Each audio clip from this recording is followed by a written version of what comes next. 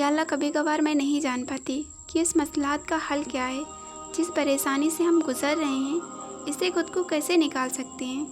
یا اللہ تو میری مدد کر، تیرے علاوہ کوئی اپنا نہیں میرا، میں بہت پریشان ہوں، مجھ سے اس پریشانی سے نکال دے۔ تو اگر آپ بھی اسی طرح سے پریشان ہیں تو ایک کام کریں، خود کو پہلے پاک کریں اور وضو کریں اور نماز پڑھیں اور رو کر اللہ سے اپنے دل کی بات بتائیں۔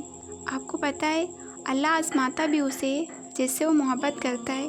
وہ چاہتا ہے میرا بندہ مجھ سے باتیں کرے، مجھ سے اپنے دل کی بات بتائے۔ بے شک اللہ سب کچھ جانتا ہے، لیکن وہ تمہارے دل کے درد کو سننا چاہتا ہے۔ تمہاری باتیں اسے اچھی لگتی ہیں، وہ چاہتا ہے کہ تم اس کے ٹچ میں رہو، تم اپنے دل کی بات اس سے بتاؤ۔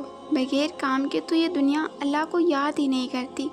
اللہ جس سے محبت کرتا ہے اسے کسی نہ کسی طریقے سے اپنی طرف کھینچ لیتا ہے، اور جب انسان پریشان ہوتا ہے اس کو لگتا ہے کہ میرا کوئی بھی نہیں ہے، اور وہ اللہ کی طرف کھینچا چلا جاتا ہے، اور اللہ اپنے بندے کو گود میں اٹھا لیتا ہے۔ تم کیسے سوچ لیتے ہو وہ اللہ تمہیں اکیلا چھوڑ دے گا؟ ایک ماں تم سے کتنی محبت کرتی ہے، تمہاری کتنی فکر کرتی ہے۔ ذرا امیجن کر کے دیکھو کہ وہ اللہ تم سے 70 ماؤں سے زیادہ محبت کرتا ہے، اس کی محبت کا عالم کیا ہوگا؟ وہ تم سے کتنی محبت کرتا ہوگا؟ ذرا سوچو، تم نے اپنے BFC میں پوری دنیا نظر آتی ہے، تمہیں لگتا ہے کہ وہ ہمارے لیے سب کچھ ہیں، تم سے بہت زیادہ محبت کرتا ہے، تمہیں لگتا ہے کہ وہ نہیں تو اس دنیا میں ہمارا کوئی نہیں۔ تم ذرا سوچو، تمہاری فیملی جو تم سے اتنی محبت کرتی ہے اس سے چھوڑ دیتے ہو اس انسان کے لیے جس کو تم جانتے تک نہیں۔ دیکھیں، شیطان حرام چیزوں کی طرف تمہیں متوجہ کر دیتا ہے، تمہارے دل میں ایسے ایسے حالات پیدا کر دیتا ہے۔ وہ شیطان تمہارے دماغ میں حرام چیزوں کے لیے اچھے اور بہترین وسوسے ڈالتا ہے، تم کھینچے چلے جاتے ہو اور تم شیطان کو خوش کرنے لگتے ہو۔ تمہیں نہیں لگتا کہ ہمیں لوٹنا چاہیے، ہمیں اللہ کی طرف لوٹنا چاہیے، کیونکہ ہمیں جانا بھی اللہ کی طرف ہی ہے۔ شیطان ہمیں گناہ کرنے سے نہیں روکتا، ہمیں گناہ کی طرف لے کر جاتا ہے۔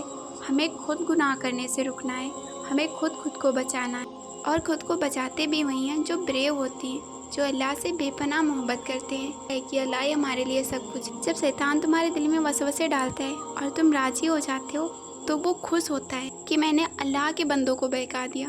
دیکھو، جب ہم شیطان کی بات مان کر راضی ہو جاتے ہیں تو وہ اللہ سے کہتا ہے کہ جس بندے پر تم کو اتنا فخر تھا، تم اتنا بھروسہ کرتے ہو کہ ہمارے بندے نہیں بدلیں گے، وہ ہماری بات مان گئے ہیں، تو پھر اللہ کو کیسا لگتا ہے؟ پھر اللہ سوچتا ہے کہ یہ میرے بندے ہیں اور شیطان کے راستے پر چل رہے ہیں۔ دیکھیں، تمہیں لوٹنا اللہ کی طرف خود ہی ہے، اللہ ساتھ ہے تمہارے۔ تم یہ سوچو، تم اللہ سے محبت کرتے ہو، دور ہو جاؤ حرام چیزوں سے، اللہ کے لیے صبر رکھو، تمہیں وہ ملے گا جس کے بارے میں تم سوچ بھی نہیں، اور جس چیز کو تم اللہ کے لیے قربان کر دیتے ہو وہ چیز اللہ تمہارے لیے سنبھال کے رکھتا ہے۔ کبھی کسی پریشانی آزمائش سے گھبرایا نہ کرو، یہ اللہ کی طرف سے آتی ہیں، اور جب ہم زیادہ پریشان ہوتے ہیں تو اللہ کی طرف لوٹ جایا کرو، اللہ سے باتیں کیا کرو، اللہ سے اپنی پریشانی بتایا کرو، وہی سننے والا ہے، وہی تمہاری پریشانی کو ختم کرنے والا ہے۔ اور صبر رکھو، صبر سب سے بڑی چیز ہے، اپنے اللہ پر توکل رکھو، وہ ایک نہ ایک دن تمہارے نصیب کو بھی بدل دے گا۔